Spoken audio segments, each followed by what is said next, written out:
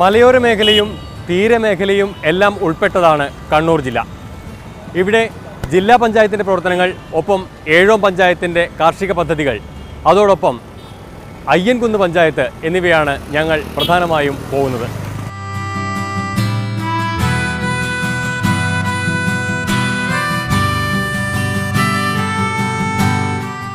ജില്ലാ പഞ്ചായത്തിനെ സംബന്ധിച്ചിടത്തോളം കാർഷിക മേഖലയിലെ പദ്ധതികളാണ് അഭിമാനാർഹമായി എടുത്തു പറയാൻ ഉള്ളത്.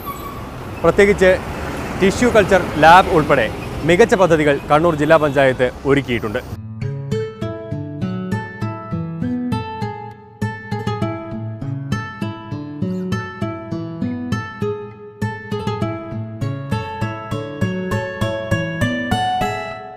ഇതാണ് കരിമ്പം ഫാം, കണ്ണൂർ ജില്ലാ പഞ്ചായത്തിൻ്റെ കൃഷിത്തോട്ടം. ടിഷ്യൂ കൾച്ചർ ലാബാണ് ഇവിടുത്തെ ഒരു സവിശേഷത.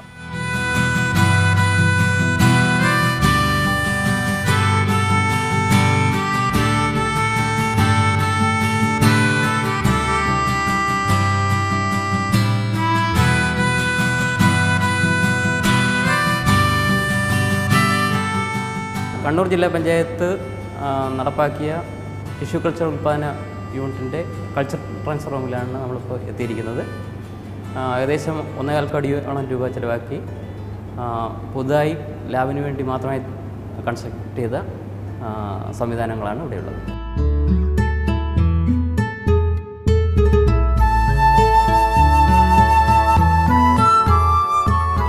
ഇത് വാഴയുടെ ടിഷ്യൂ കൾച്ചറാണ് ഇവിടെ ആരംഭിച്ചിട്ടുള്ളത്. ഇപ്പോൾ ഗ്രാനൈൻ, നേന്ത്രൻ തുടങ്ങിയ വാഴകളുടെ ടിഷ്യൂ കൾച്ചർ പ്രവർത്തന രീതികളാണ് ഇവിടെ നടക്കുന്നത്. നമ്മൾ വാഴയുടെ മുകുളം, വളർന്നു വരുന്ന മുകുളമാണ് ടിഷ്യൂ കൾച്ചർ പ്രവർത്തനത്തിനായിട്ട് എടുക്കുന്നത്. നല്ല വാഴകളുടെ കന്നുകളുടെ ഏറ്റവും ഉള്ളിലുള്ള മെരിസ്റ്റം നമ്മൾ എക്സ്ട്രാക്റ്റ് ചെയ്തതിന് ശേഷം അതിനെ വളരാൻ സാധ്യമായ മാധ്യമത്തിലേക്ക് മാറ്റുന്നു.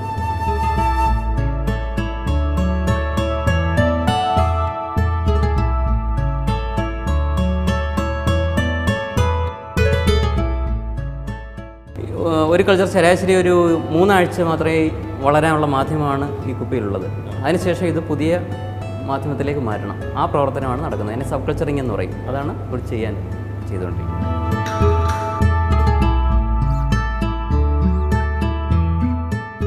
ഏകദേശം 8 മാസത്തോളം നമ്മൾ പല തവണ ഇത് മാറ്റി കൾച്ചർ ചെയ്തതിന് ശേഷമാണ് അവസാനത്തെ സ്റ്റേജാണ് വേര് പിടിപ്പിക്കുന്ന സ്റ്റേജ്. ആ സ്റ്റേജിൽ ഉള്ള ചെടികളുള്ള ഗ്രോത്ത് റൂമിലാണ് നമ്മൾ വെക്കുന്നത്.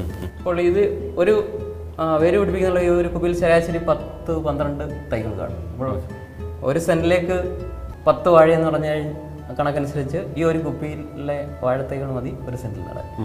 ഒരു സെൻറ്റിലേക്കുള്ള വാഴത്തൈകളാണ്.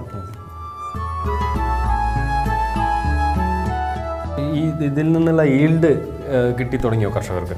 നമ്മൾ ആദ്യത്തെ ട്രയലിലുള്ളതിൻ്റെ ഈൽഡ് കഴിഞ്ഞ വർഷം നമ്മളുടെ ഒരു പൈലറ്റ് പ്രോജക്റ്റില്ല കൊടുത്തതിൻ്റെ ഈൽഡായി. 52 ഹെക്ടർ സ്ഥലമാണ് ഈ ജില്ലാ കൃഷിത്തോട്ടത്തിനുള്ളത്. അതിൽ ഒരു ഭാഗം സ്വാഭാവിക വനമായി തന്നെ നിലനിർത്തിയിരിക്കുന്നു. മറുഭാഗത്ത് പച്ചക്കറി, നെല്ല്, വിവിധ പഴവർഗ്ഗങ്ങൾക്കായി മാറ്റിവെച്ചിരിക്കുന്നു. നഴ്സറി ഇതിൻ്റെ ഒരു ഭാഗമാണ്. ടിഷ്യൂ കൾച്ചർ ഗവേഷണങ്ങൾക്കായി മറ്റ് സ്ഥലവും മാറ്റിവെച്ചിട്ടുണ്ട്. അങ്ങനെ സമഗ്രമായ ഒരു ഫാം ഹൗസാണ് ഇവിടെ ഒരുക്കിയിരിക്കുന്നത്.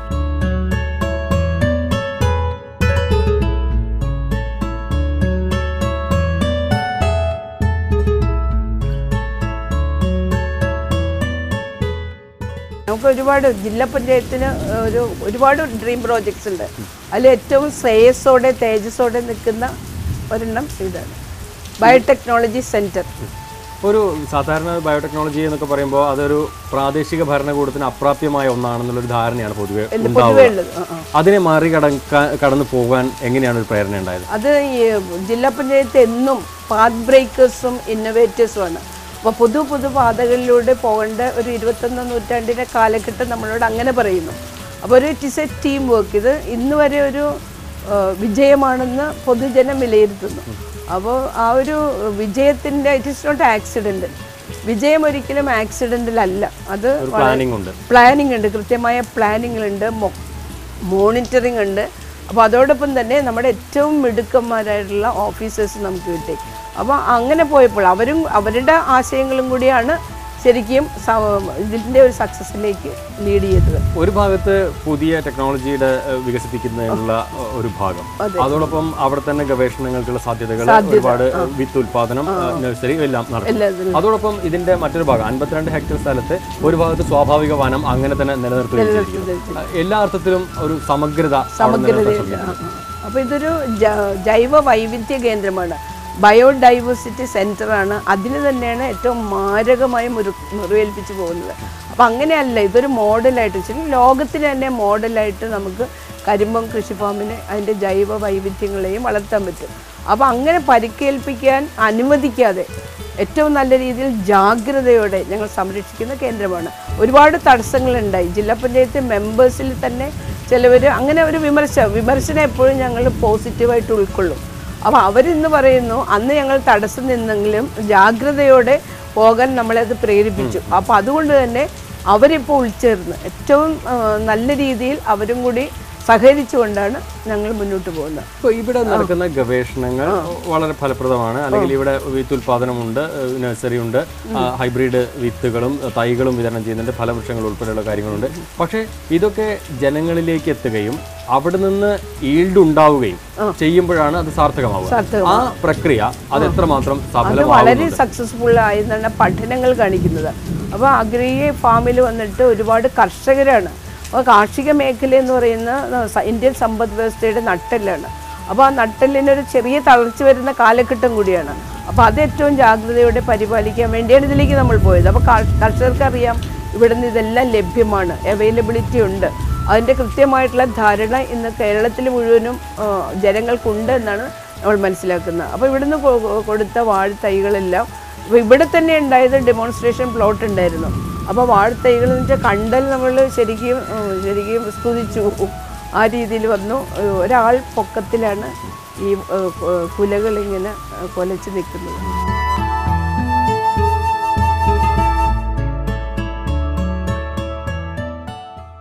കുട്ടികളുടെ വ്യക്തിത്വ വികാസം ലക്ഷ്യമിട്ടുകൊണ്ട് കണ്ണൂർ ജില്ലാ പഞ്ചായത്ത് മുന്നോട്ട് വെച്ച മറ്റൊരു പദ്ധതിയാണ് ആരൂഢം. കുട്ടിയെ വളർത്താൻ എന്ന് പറയുമ്പോൾ സമൂഹത്തിലുണ്ട് എല്ലാവരും. മുത്തശ്ശനുണ്ട്, മുത്തശ്ശിയുണ്ട്, അമ്മാവനുണ്ട്, അമ്മായിയുണ്ട്, ചേട്ടനുണ്ട്, ചേച്ചിയുണ്ട്. വീട്ടിൽ ആ കുട്ടിക്ക് ചേച്ചി ഉണ്ടാവില്ല, അനിയന്മാരുണ്ടല്ല.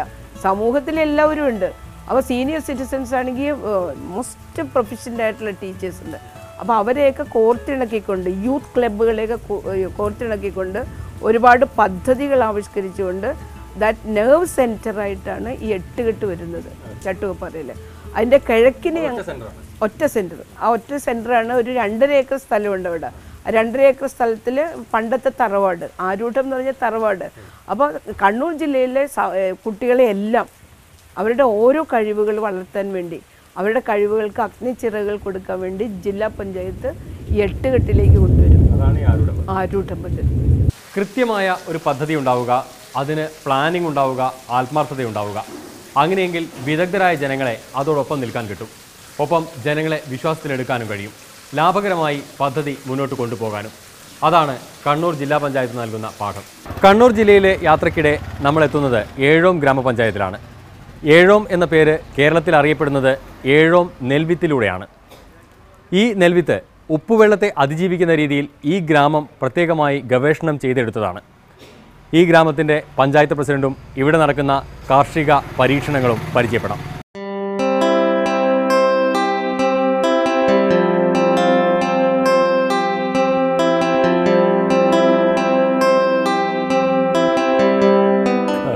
മുമ്പേ ഈ കൊയ്ത്തുത്സവത്തിന് വേണ്ടിയിട്ട് നമ്മളെ KP മോഹനും രാജേഷ് MLA വന്നു. അപ്പോ ഇതിന്റെ ഇടയിൽ കൂടെ തോടുണ്ട്. ഇത് തോടാണ് ഇതല്ലേ. ഈ തോട്ടിലേക്കൂടെ കുറച്ച് ദൂരം പോണായിരുന്നു. അപ്പോൾ മന്ത്രി ഞങ്ങളെല്ലാം കൂടെ അതിൽ കയറി. അപ്പോൾ മന്ത്രി ആളെല്ലാം കണ്ടപ്പോൾ കൂടുതൽ ആൾ കയറിയപ്പോൾ ലേശം നടക്കുമ്പോൾ തോണി അങ്ങ് മറിഞ്ഞു. ആ വളരെ ചാനലുകളൊക്കെ ഭയങ്കര രസമായിട്ട് കൊടുത്തൊരു സാധനമാണ് കുറച്ച് പ്രമുഖരൊക്കെ വീണ കൂട്ടത്തില് പ്രസിഡന്റ് ഉണ്ടായിരുന്നു അല്ലേ? ഞാനുണ്ടായിരുന്നു.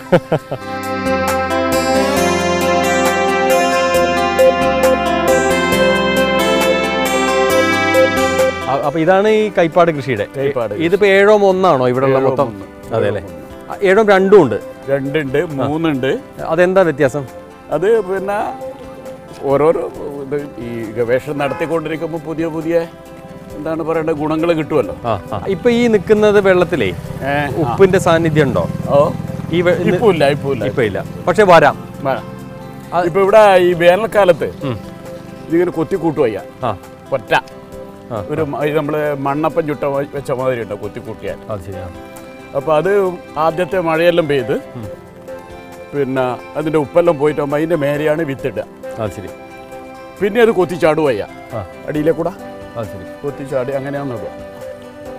അത് ഈ കൃഷി രീതി ഒക്കെ തന്നെ വ്യത്യാസമുണ്ട് അല്ലേ? അതെ അതെ. ഇവിടെ എത്തിയപ്പോഴത്തേക്ക് നമ്മൾ 7 4 അത് വേറൊരു തരം വിത്താണ്. വേറൊരു തരം വിത്ത്. അത് ഒരേ പാടത്ത് തന്നെ ഇങ്ങനെ പല പരീക്ഷണങ്ങൾ നടത്തുകയാണ്. വിളയിൽ എങ്ങനെ വ്യത്യാസം? വിളയിൽ എങ്ങനെ വ്യത്യാസം? വിളയിൽ അതിന്റെ അവര് ഗവേഷണം നടത്തിക്കൊണ്ടിരിക്കുകയാണല്ലോ. ഇതിനാണ് ഉൽപാദനം കൂടുതൽ, പിന്നെ ഈ ഏതാണ് കൂടുതൽ ഇതിങ്ങനെ ഉപ്പുവെള്ളത്തിന് അതിജീവിക്കുന്നത്. ഇത് പിന്നെ കരക്കണ്ടത്തിലേക്കും പറ്റുമെന്ന് പറയുന്നുണ്ട് ഇപ്പോൾ. അത് ശരി. ഇതൊക്കെ ഇപ്പോൾ വിളവ് ആയി കഴിഞ്ഞാണ്, വിളവായി. പിന്നെ വിളവായില്ല, ഇനിയിപ്പോ ഒരു മഞ്ഞ നിറം വരണല്ലോ. ശരി. പൊന്നിന്റെ നിറം വരണ്ടേ? ശരി. ഇപ്പോൾ അത് മൂത്തു എന്ന് പറയാമോ. ഈ മഴ ബുദ്ധിമുട്ടുണ്ടാക്കുമോ? മഴ ഇപ്പം നല്ലതാണ് ഇതിന്. അതെ അല്ലേ. വിരിയുന്ന സമയത്താണ് ബുദ്ധിമുട്ട്. ഇപ്പൊ നല്ലതാണെന്നാണ് ഇവർ പറയുന്നത്. പിന്നെ വിളവ് പൂർത്തിയായിട്ടാകുമ്പോ പിന്നെ മഴ പെയ്താൽ വിഷമമായി.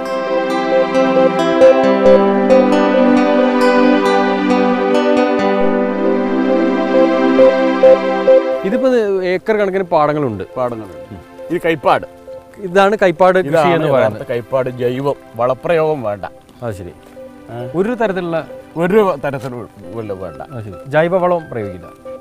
ഒരു ജൈവവളവും പ്രയോഗിക്കില്ല. ശരി. വെറും ഇത് കാരണം പിന്നെ ഈ എന്നാന്ന് പറയേണ്ടത് പശ്ചിമഘട്ടത്തിന്റെ 4 ഭാഗത്തു നിന്നും കൂടെ ഇങ്ങനെ ഒഴുകി വരുന്ന വെള്ളമെല്ലാം ഈ വർഷകാലത്ത് ഇങ്ങനെ കയറി വരും. അത് ശരി. അപ്പൊ എന്നിട്ട് അതിന്റെ വളം മെല്ലെ ഇവിടെ നിക്ഷേപിച്ചിട്ട് വെള്ളം മാത്രം പുറത്തേക്ക് പോകും. ശരി. കാശ് കൊടുക്കാതെ കുറച്ച് വളം കിട്ടും. ശരി. അതിന്റെ ഗുണം ഈ കതിരിൽ കാണുന്നുണ്ട് അല്ലേ? അതെ. അപ്പോൾ ഈ 7 നെൽവിത്തിന്റെ പരീക്ഷണം എന്ന് പറയുന്നത് നിങ്ങൾ ഇവിടെ തന്നെ ഉണ്ടാക്കിയെടുത്തതാണ്? മറ്റ് കാർഷിക ഇവിടുത്തെ പ്രാദേശികമായ ഇല്ല. ഇപ്പോൾ നമ്മളെ ഈ വനജ എന്ന് പറയുന്ന സ്ത്രീ നമ്മൾ 7ത്തെ ആദ്യത്തെ കാർഷിക എന്താണ് കൃഷി ഓഫീസറായിരുന്നു. പിന്നീട് അവർ ഉപരിപഠനത്തിനൊക്കെ പോയി അമേരിക്കയിലൊക്കെ പഠിച്ചതിന് ശേഷമാണ് ഡോക്ടറേറ്റ് കിട്ടിയത്. അതിനുശേഷമാണ് ഗവേഷണ മറ്റൊരു ഉദ്യോഗസ്ഥ മാത്രമായിരുന്നു അവർ. ഇതെല്ലാം പണ്ട് പിന്നെ ഈ തെങ്ങ് നിൽക്കുന്നതെല്ലാം പണ്ട് കരകൃഷിയാണ്. അത് ശരി. ഈ തോട്ടിലെ കൂടെയാണ് തോണി പോകുന്നത്. ഈ തോട്ടിലെ കൂടെ. അപ്പോൾ അതൊക്കെ കാലാകാലങ്ങളിൽ തോട് ആഴം കൂട്ടി ചളി മറിച്ച് ഒക്കത്തിന് സംരക്ഷിച്ചിട്ടില്ലെങ്കിൽ അപകടം വരും. അതിനാണ് ഇപ്പോൾ നമ്മൾ KP മോഹനം മന്ത്രിനെ അടക്കം പങ്കെടുപ്പിച്ചുകൊണ്ട് വലിയ സെമിനാറെല്ലാം നടത്തി ഗവൺമെന്റിലേക്ക് ഒരു പുതിയ പ്രോജക്റ്റ് ഒക്കെ സമർപ്പിച്ചിട്ട് അടുത്ത കൊല്ലാകുമ്പോഴേക്ക് ചെറിയും തോടൊക്കെ സംരക്ഷിക്കാൻ ആവശ്യമായിട്ടുള്ള ഫണ്ട് ഞങ്ങൾക്ക് കിട്ടുമെന്നുള്ളതാണ് പ്രതീക്ഷ. ശരി. അപ്പോൾ ഈ തോണിയുടെ ആവശ്യം എന്താണ്? തോണി പിന്നെ അങ്ങോട്ട് പോകുന്നതോറും മൂരണ്ടേ, മൂർന്നിട്ട് നമുക്ക് അറ്റ കരക്കെത്തിക്കണ്ടേ. അതാണ്. പണ്ട് ആളുകൾ കൈത്തണ്ടമ്മൽ വെച്ചിട്ടാണ് കരക്ക് കൊണ്ടുവരിക. ഇക്കാലത്ത് ആരും ഇല്ലല്ലോ. അപ്പോൾ തോണി വരണം. അപ്പൊ ഈ തോട്ടിലാണ് മീൻ വിളയ, ചെമ്മീൻ. അത് ഇങ്ങോട്ട് കയറുന്നതാണ്. കയറി വരുന്നത്. ഈ തോടില്ലെങ്കിൽ പിന്നെ മീൻ ജീവിക്കാൻ വേണ്ടി കഴിയില്ല.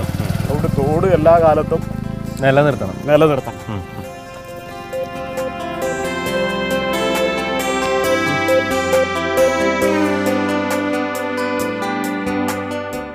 ഈ പ്രദേശങ്ങളിലാണ് ഇനിയിപ്പോൾ കുറച്ച് തരിശ് നിലമുള്ളത്. ഇതൊക്കെ ഈ കൈപ്പാട് കൃഷിക്ക് പറ്റുന്ന സ്ഥലങ്ങളാണ്. കൈപ്പാടാണിത്. അതിനുള്ളൊരു പ്രോജക്റ്റാണ് ഞാൻ നേരത്തെ പറഞ്ഞു, തൊഴിലുറപ്പ് പദ്ധതി ഉപയോഗപ്പെടുത്താൻ. ശരി. അപ്പോഴാണ് കേന്ദ്ര ഗവൺമെന്റ് പറഞ്ഞു പറ്റൂല, ആസ്തി സൃഷ്ടിക്കും. ഇത് ആസ്തി തന്നെയല്ലേ? അതെ അതെ. പക്ഷെ അവർ പറയുന്നത് അങ്ങനെയാ. അപ്പൊ ഇതാണ് കോട്ടുമണൽ കുടിവെള്ള പദ്ധതി. അവിടെ ഒരു പൈപ്പുണ്ട്, ഇവിടെ ഒരു പൈപ്പായി, ഇവിടെ ഒരു പൈപ്പുണ്ട്. നമ്മളെ കിണർ കുറച്ച് അങ്ങോട്ടാണ്, ടാങ്കും കിണറും കാര്യവും കൂടെ അങ്ങോട്ടാണ്.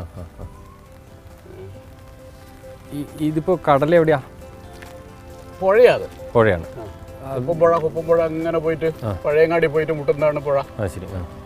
കടലായിട്ടില്ല. അഴിമുഖം അടുത്താണോ? ഈ ഉപ്പുവെള്ളം വരാനുള്ള സാധ്യത എന്താ? ഉപ്പുവെള്ളം എന്ന് പറഞ്ഞാൽ പുഴയിലേക്ക് ഉപ്പുവെള്ളം വരുമല്ലോ. ശരി. അല്ല, അപ്പൊ അടുത്താണ്. അതെ. ഇതെല്ലാം ഈ റോഡ്, ഈ റോഡൊക്കെ പണ്ട് ചെറിയായിരുന്നു. അപ്പോൾ ഈ ഇതെല്ലാം പിന്നെ റോഡായിട്ട് മാറിയത്. അപ്പോൾ ഇങ്ങനെ പോകുമ്പോൾ നമ്മൾ അങ്ങ് പോകുമ്പോൾ ഈ ചിറക്ക് ഇങ്ങനെ മഞ്ച വെച്ചിട്ട് വേണം. അതിലെ കൂടെ വന്ന് വെള്ളം ഈ അയവത്തേക്കായി കൈപ്പാട്ടിലേക്ക് വരേണ്ടത്. ആ കൂട്ടത്തിലാണ് മീൻ കയറി വരുക. അത് തടയാൻ പാടില്ല. മീൻ കയറി വന്നിട്ടാകുമ്പം മഞ്ച വെക്കും, എന്നാണ് ക്രോസ് ബാർ. എന്നിട്ട് അതിന് പാലിയിട്ട് മൂടും ഒരാഴ്ചന്. അടുത്ത ആഴ്ച ആകുമ്പോൾ തുറക്കും. അപ്പോൾ എന്നിട്ട് വല കിട്ടും. ആ വലേൻ്റെ ഉള്ളിൽ ഇഷ്ടംപോലെ മത്സ്യം. അതാണ് നമ്മുടെ ഒരു പ്രധാന സമ്പത്തായിരുന്നു പണ്ടുള്ളത്. ചെമ്മീൻ കൃഷി ലാഭകരമാക്കി നടത്താൻ ഇപ്പോൾ പഞ്ചായത്തിന് കഴിയുമോ? പഞ്ചായത്തിൻ്റെതല്ല, അത് സ്വകാര്യ വ്യക്തികളായിരുന്നു. പഞ്ചായത്തിൻ്റെ ആ ഒറ്റയൊന്നും മാത്രമേ ഉള്ളൂ, ഞാൻ പറഞ്ഞ കോമത്ത് കൊണ്ട്. അപ്പോൾ ഇതിപ്പം പിന്നെ ഇവർക്കും കഴിയുന്നില്ല. കുടുംബങ്ങൾ വികസിച്ചു, 4 ഭാഗത്തും പോയി, ഇത് ശ്രദ്ധിക്കാൻ ആളില്ല. അതുകൊണ്ടാണ് സർക്കാർ സഹായത്തിനോട് നമ്മൾ പിന്നെ അഭ്യർത്ഥിച്ചിട്ടുള്ളത്. അപ്പോൾ ഈ ചിറ ബലപ്പെടുത്താൻ തന്നെ സർക്കാർ ഫണ്ട് തരാമെന്ന് ഇപ്പോൾ പറഞ്ഞിട്ടുണ്ട്.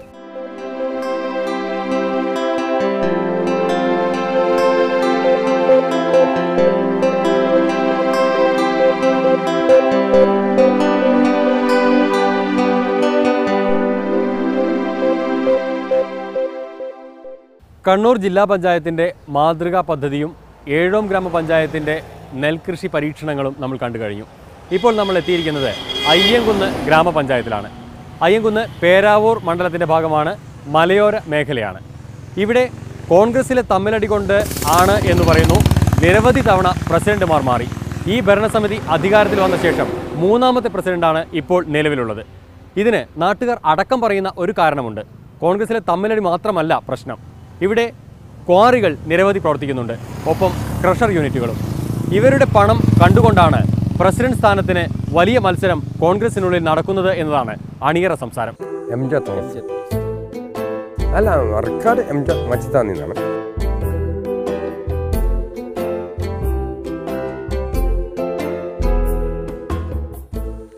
ഈ വാർഡ് ഒരു കാലത്തും UDFന് കിട്ടാത്ത വാർഡായിരുന്നു. അപ്പം കഴിഞ്ഞ വർഷം ഒരു ഗുസ്തി പിടിച്ചിട്ട് എൻ്റെ തന്നടം കൊണ്ട് ഇറങ്ങി. ഞാൻ കോൺഗ്രസ്സുകാരനാണ്. അത് കോൺഗ്രസ് മാത്രമായി, കോൺഗ്രസ് എ ഗ്രൂപ്പിലെ കക്ഷിയായി.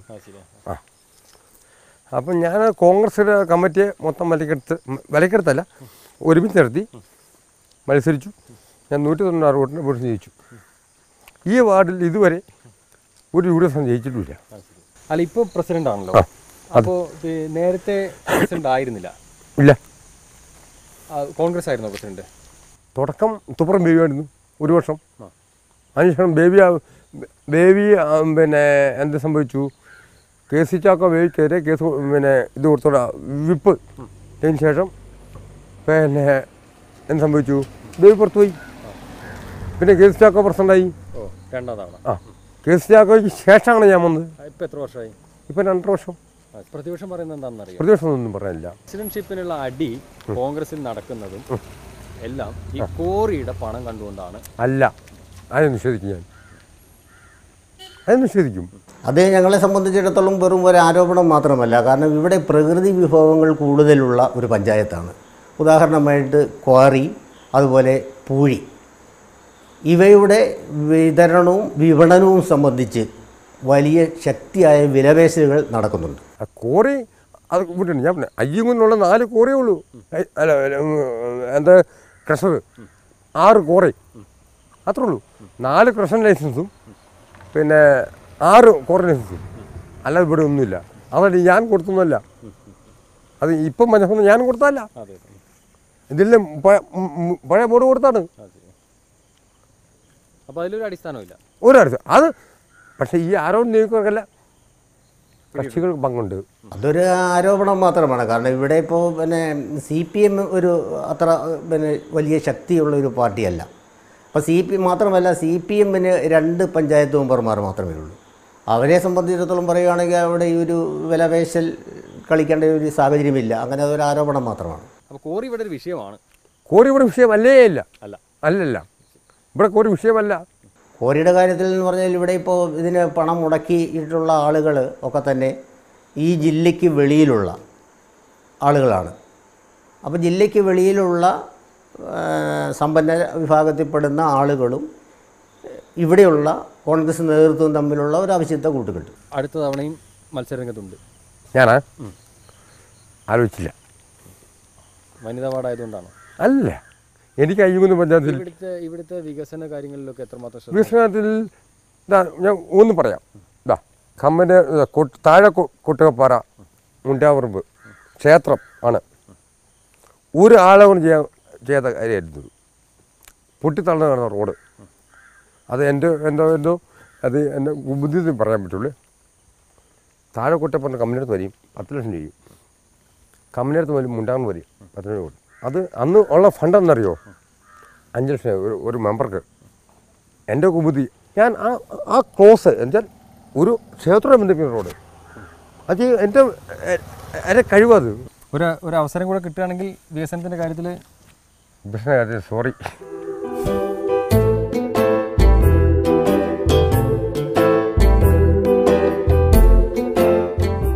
അയ്യങ്കുന്ന് ഗ്രാമപഞ്ചായത്ത് ഭരണവും ഇവിടുത്തെ പ്രാദേശിക നേതൃത്വത്തിലെ തമ്മിലടിയും ജില്ലാ ഘടകത്തിന് തന്നെ കോൺഗ്രസിന് തലവേദനയായി മാറിയിരിക്കുകയാണ്. ഭാരതപ്പുഴയുടെ തീരങ്ങളിലെ ചില പഞ്ചായത്തുകളിൽ ഇങ്ങനെയുണ്ട് എന്ന് കേൾക്കുന്നു. ഭാരതപ്പുഴയിലെ മണൽ പാസുമായി ബന്ധപ്പെട്ട് വലിയ പണം വരുന്നതിനാൽ പ്രസിഡന്റ് സ്ഥാനത്തിന് വലിയ അടി നടക്കുന്ന പഞ്ചായത്തുകളുണ്ട്. ഏതായാലും അയ്യങ്കുന്നും ഇത്തരം ഒരു പഞ്ചായത്താണ് എന്ന് വേണം കാണാൻ. കാരണം ക്വാറി യൂണിറ്റുകളുടെ പണം തന്നെ.